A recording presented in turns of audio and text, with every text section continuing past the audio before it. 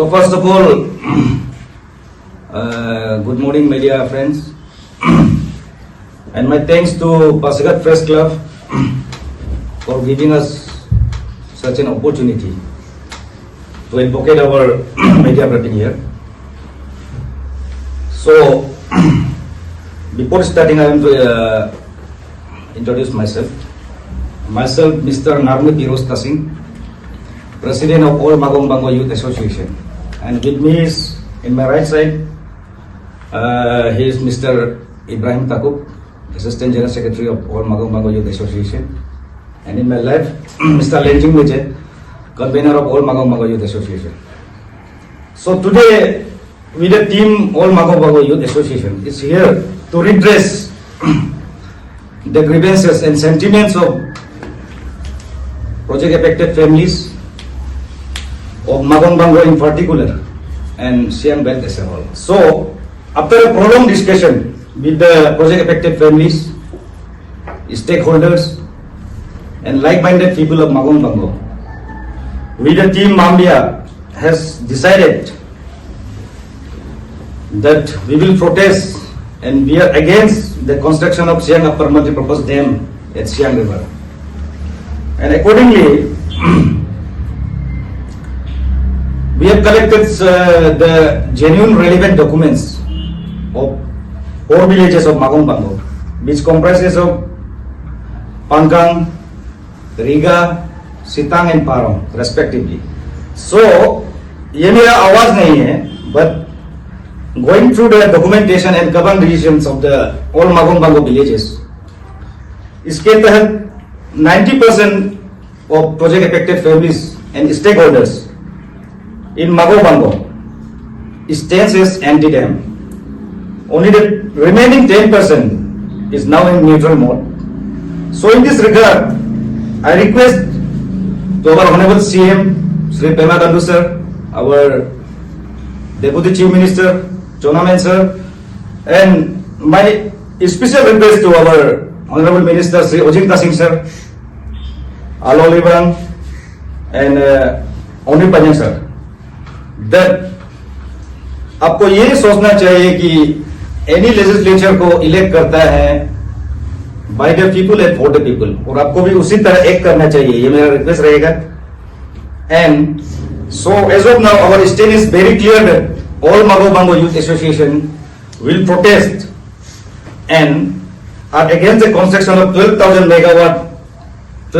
megawatt dam at Anasiang, and will not allow any further more paper survey in our area. So,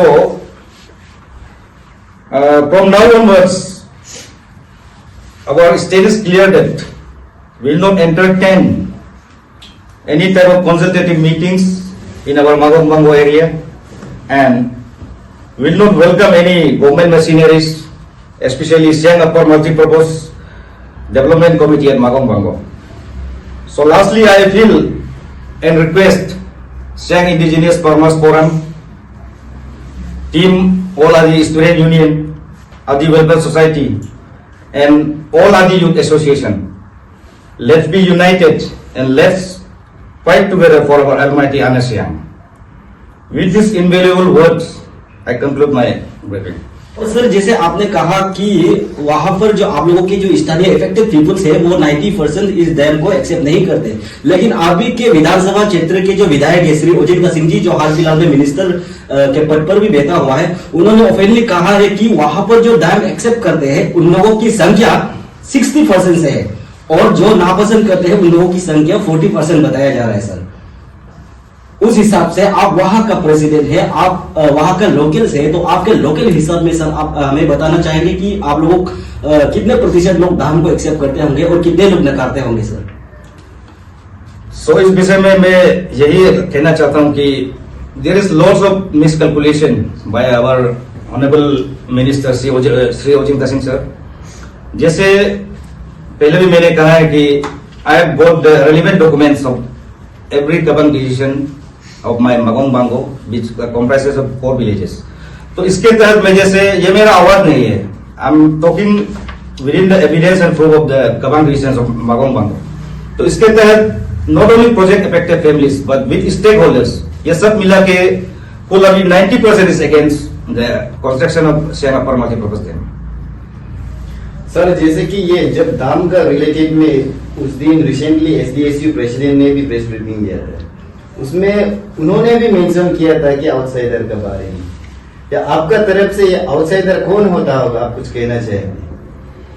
so there is, जैसे कल CM साहब भी आए थे Poland पे and with all his cabinet ministers, तो हमारा honourable जो मिनिस्टर है श्री ओजिंग सिंह साहब ये हमेशा यही चीज को बार बार दोहरा रहे हैं सोशल मीडिया में। तो मैं यही दरख्वास्त करना चाहता हूं कि एक डिस्क्लेमर में देना चाह रहा हूं कि अभी जैसे हम आज आए हैं इस मंच पे, हम अपने होश और आवाज में आए, आज भी हम किसी के कहने पे, किसी के बहकावे में आके आज नहीं है यहाँ। We are here with our full sound mind. तो इसके तहत अगर वो मिस स्टेटमेंट सोशल मीडिया में दे रहे हैं तो outsiders are misleading, they must prove that कौन है आउटसाइडर्स। सो किसी के बहकावे में आके, किसी के कहने पे आज हम नहीं है। We are here to redress the sentiments and grievances of our people and being an आदि। और सर साथ ही साथ उस दिन जो कल का जब प्रेस मीडिया में जब पेमा खांडू ने बोला कि ये जब नेशनल इंटरेस्ट का बात होता है तब आप आदि नहीं है, आप अरुणाचली नहीं है, फर्स्ट ऑफ ऑल आप इंडियन है, उसके लिए ये सियांग मल्टीपर्पज प्रोजेक्ट दाम बहुत जरूरी है। इसका सर का जो कहना है उसका बारे में आप कुछ कहना चाहेंगे?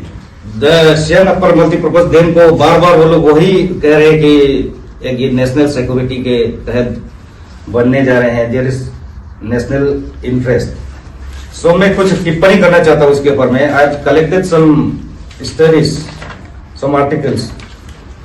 सो जैसे ब्रह्मपुत्र जो नदी है, that is known as Yarlung Tsangpo in China, तो इसके स्टडी के तहत 2/3 ऑफ ब्रह्मपुत्र और Siang river is in China, only 1/3 is in India, known as Brahmaputra. But एक फर्स्ट हाइड्रोलॉजिकल स्टडी हुआ था इन द ईयर 2001 एंड 2002 में, तो उसके तहत ये पाया गया है कि only 20% of water collection is in China and 60% of water collection, जितना पानी है ब्रह्मपुत्र का वो इंडिया में ही है, that originate from Arunachal Pradesh and 20% all over India. तो इसके तहत मैं यही कहना चाह रहा हूं कि if this is a national issue, national interest अगर है, तो China has already constructed 3 dams. आपका जिक्सू डैम है वहां पे, जांगमू डैम है, उसका जायचा डैम, इसको एक वर्ड में जाना जाता है 3 gorges dam at Yangtze river. So अगर नेशनल इशू था, नेशनल इशू है, तो जितना कंस्ट्रक्शन चल रहा है, our concern government of Arunachal Pradesh and government of India can appeal to the international community होता है, आपका यूएन होता है, तो उसके तहत कुछ बोलना चाहिए लोगों को। और इसके और एक पॉइंट है यहाँ पे, जैसे 60,000 मेगावाट जो डैम अभी अंडर कंस्ट्रक्शन है इन चाइना नियर मेडोंग बॉर्डर, उसमें जो वो जो एरिया है जहां पे बन रहा है वो dam, it is totally earthquake prone area. वहां का जो टेक्टोनिक प्लेट्स है दे आर वेरी सेंसिटिव। तो instead of appealing the people of Siang belt कि हमको यहाँ डैम चाहिए, लेकिन उस हमारा जो सरकार है गवर्नमेंट ऑफ अरुणाचल प्रदेश से मैं यही अपील करना चाह रहा हूं कि instead of this dam issue and all, आपको पहले जानना चाहिए कि इन फ्यूचर अगर वो डैम बन भी जाता है 60,000 मेगावाट और हमारा जो 12,500 का है, सो वो डैम ही एक सेंसिटिव जगह में बना हुआ है जहां पे अर्थक्वेक प्रोन एरिया है। अगर वो टूट जाए तो, and we can compare India with China. China is a dam making machine as we all know. वो तो अभी जैसे अंडर कंस्ट्रक्शन है, 5-6 ईयर्स में बनवा देगा डैम को, बट दिस, और हमारे जो एक्सपर्ट्स है, जो एक्सपर्टीज बोल रहे हैं कि this mega dam Siang upper multipurpose dam will be built almost in 30 years. So उस 30 इयर्स के बीच में अगर ये कुछ अर्थक्वेक आ गया वहां पे नियर मेडोंग बॉर्डर का जो डैम है मेगा डैम, तो कैसे रिटेलिएट करेंगे? सो हमारा जो कंसर्न जितना भी रिलेटेड इश्यूज, हमारा स्टैंड यही है कि नेशनल इंटरेस्ट में, नेशनल इंटरेस्ट में सिर्फ आपका मेगा डैम नहीं आता है, आपका बॉर्डर रोड्स आता है। And we can see that हमारा जो मागोबांगो एरिया में पड़ता है आपका दीते दी में तो मिगिंग रोड, एक बीआरटीएफ का रोड आया था बॉर्डर रोड्स के लिए, सिंस 2019 नोटिफिकेशन आया है, आज तक कुछ काम नहीं है। ये सब irrespective of all this dam issues and all, आपको ये देखना चाहिए कि बॉर्डर रोड्स क्या है। बॉर्डर रोड्स होता है सैनिक के लिए, और transportation, good communication of public and arm forces. तो इसके तहत आप डैम को भी छोड़ के उस तरफ भी आपको परखना चाहिए। सर ये लास्टली आपसे ये भी जानना चाहेंगे कि ये फीएफआर के बारे में ऐसे मागोंग बांगो यूथ एसोसिएशन आपका क्या स्टेटमेंट है? क्योंकि ये सब लोग का ये भी कहना था कि एटलीस्ट एक बार पीएफआर तो करने दीजिए, दाम का बाद में सोचेंगे, पहले पीएफआर करने दीजिए, उनका ये कहना था। तो आपकी तरफ से क्या स्टेटमेंट रहेगा पीएफआर को लेकर? पीएफआर के तहत तो जो प्री फिजिबिलिटी रिपोर्ट है, ये मेरा आवाज नहीं है। This the cry and sentiments of my public of project affected families of Magong Bango. अगर वो जो 90% is not accepting, then who am I? मैं कोई नेता नहीं हूं, मैं कोई भगवान नहीं हूं कि I can overtake. I am the seat of my Magong Bango area. जब तक पब्लिक ना नहीं कहेंगे, हम ना पे रहेंगे। और सर ये एक सवाल रहेगा, जो हमारे जो प्रदेश की जो चीफ मिनिस्टर है श्री पेमा खांडू जी, उनके द्वारा वहां पर कल बोलन में जो मीटिंग थे उस पर कहा गया है कि अगर यहाँ के आम जनता, जो इफेक्टेड फैमिली या फिर जो इफेक्टेड पीपल्स लोग है, वहाँ के जो जनजाति, अगर वो लोग नहीं मानेंगे तो गवर्नमेंट ऑफ अरुणाचल प्रदेश और गवर्नमेंट ऑफ इंडिया की तरफ से आर्म फोर्स जो भेजा गया उसका ऊपर सवाल है। आर्म फोर्स जबरदस्ती भेजकर वहां पर उन लोगों को जबरदस्ती नहीं किया जाएगा यहाँ पर पेपर जो सर्वे करने के लिए, ऐसा भी सर कहा गया था। लेकिन साथ ही साथ ये भी कहा गया है कि जो हमारा जो आदिभाले केबांग एबी के under president of Shri Tadung Libang के ऊपर उन्होंने प्रोडाम बनने की कैंपेन करवाने की भी बात कही है। और साथ ही साथ प्रोडाम का लीडरशिप जो कि हमारा फॉर्मर मिनिस्टर श्री तमिल तागा जी है, उसको भी लेकर उन्होंने बात की है कि आप आदि बैंक पे जाना है, आदि लोगों को प्रोग्राम बनने का या फिर धर्म को एक्सेप्ट करने का आप लोगों को कैंपेन करना चाहिए, ऐसा भी उन्होंने कहा है। वही टॉपिक को लेकर कल को अगर एबीके वाले या फिर प्रोग्राम का जो प्रेसिडेंट है फॉर्मर मिनिस्टर का लीडरशिप में अगर आपके भांगों में या फिर आपके गांव में उन लोग कैंपेन करने आते हैं, तो आप ऐसा भांगो प्रेसिडेंट या फिर ऐसा भांगो स्टूडेंट या फिर भांगो एसोसिएशन आप लोग कौन से स्टेप लेना चाहेंगे अगर कल को इस तरह की समय या फिर इस तरह की स्थिति आता है आप लोगों के ऊपर? The Siang Upper Multipurpose Project Development Committee under the chairmanship of Sri Tamil Taga जी से मैं उससे भी यही अपील करना चाहता हूँ, not only development committee the ABK, कि एज ऑफ नाउ हमारा स्टैंड यही है कि will not welcome and will not endorse and entertain furthermore consultative meetings in Magong Bango.